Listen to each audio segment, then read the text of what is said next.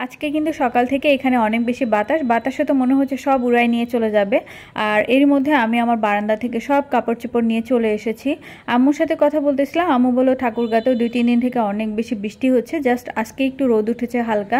আর আমাদের এখানে এখন থেকে শুরু হলো বৃষ্টি। তো এর মধ্যে আমি ভাবলাম যে এমন একটা ওয়েদারে খিচুড়ি রান্না করলে কেমন হয়। আর ঘরে মোটামুটি সব রকমের সবজি ছিল, কিন্তু সবজি আর ডাল একসাথে মিক্স করে খিচুড়ি রান্না করতে দিয়ে দিয়েছি। আর এদিকে আমি শুকনো মরিচটা ভেজে নিব, আর এটা আমি মরিচ ভর্তা করব। খিচুড়ির সাথে কিন্তু মরিচ ভর্তা না হলেই নয়, এটা খেতে অনেক বেশি মজা লাগে।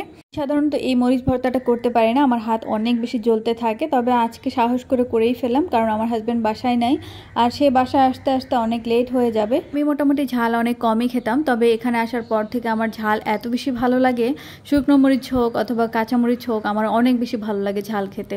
যাই হোক, আমার কিন্তু মরিচ ভর্তা একদমই রেডি। আমার কিন্তু এই ভয়েস দেওয়ার সময় জিভে অলরেডি পানি চলে আসছে। সো দেখা হবে অন্য কোনো ভিডিওতে, সেই পর্যন্ত সবাই ভালো থাকবে।